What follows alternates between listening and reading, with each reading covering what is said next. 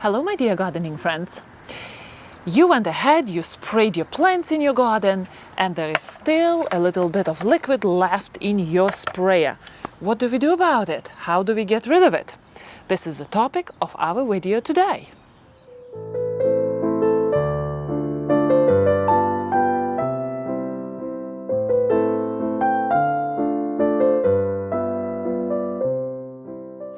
All right, tip number 1.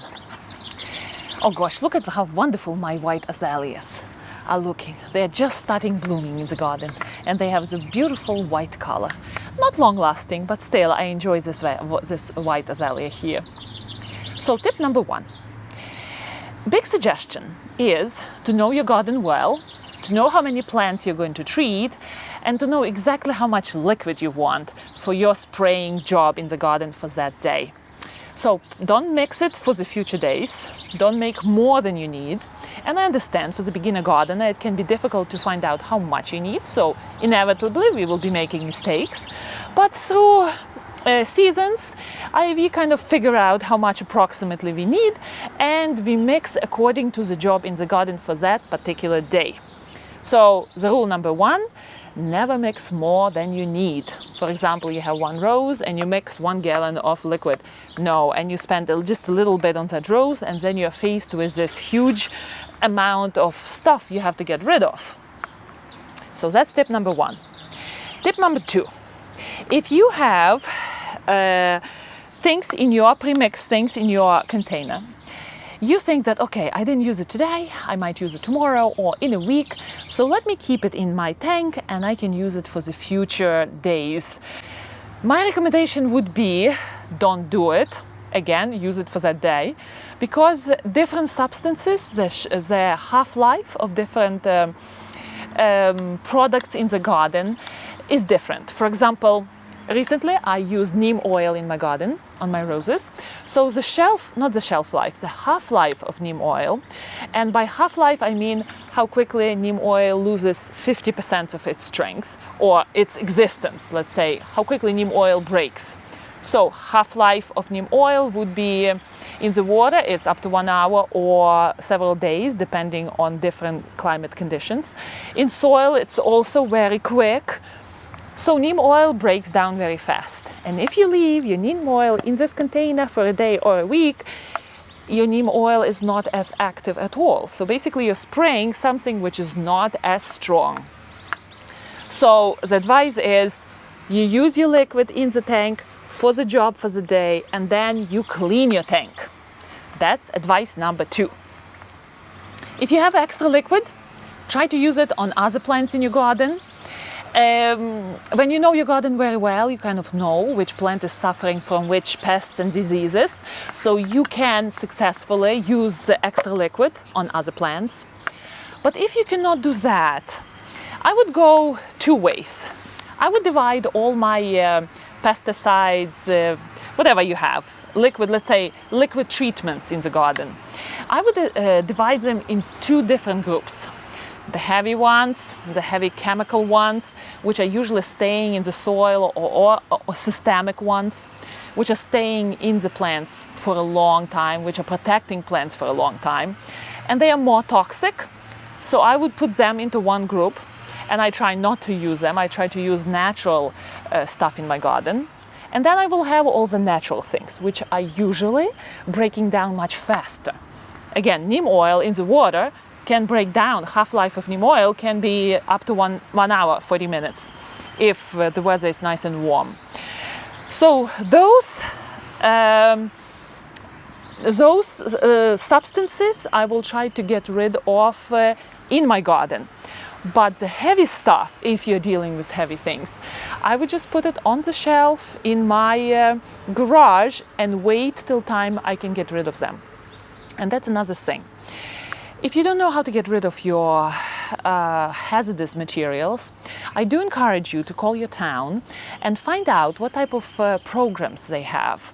Sometimes those programs are run through the state, not only through town communities.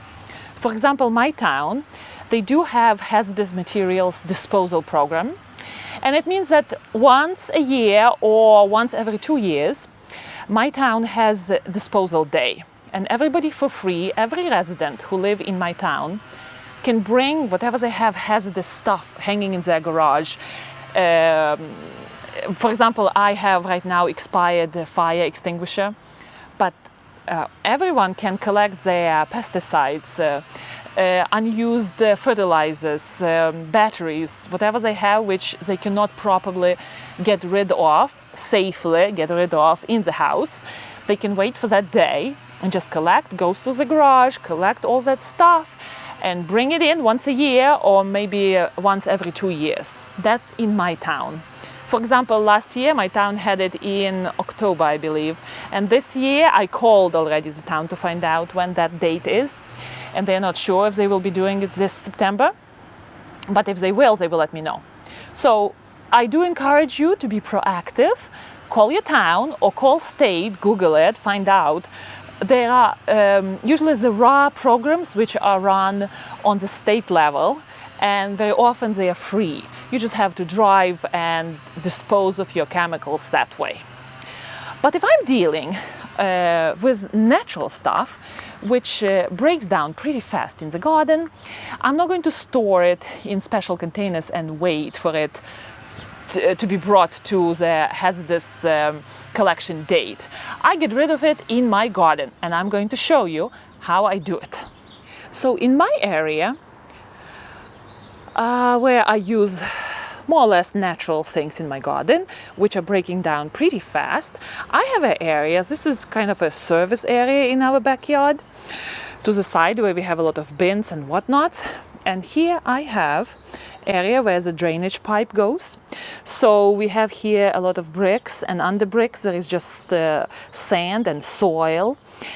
As you can see, it's far away from my hostas and all other plants.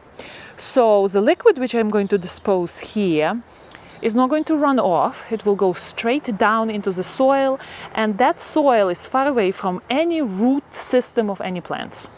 So basically that's what you should do in your garden. Find a place which is far away from all other plants, which is has sharp drainage. You can put stones into the soil to make the drainage sharp, and dispose of all your extra liquid in your sprayers this way. We do need water to rinse our tank.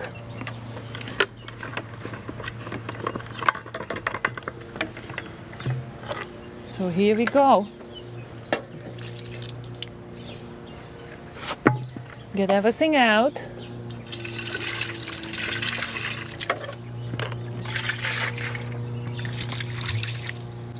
Rinse it once. They say to rinse it 3 times. I rinse it and then I spray it to get through all the stuff in the sprayer tubes. Another suggestion if I would have, if you're using dramatically different spraying substances, one to kill and another to nurture, do yourself a favor and buy different tank sprayers, label them. One is for this and another is for that.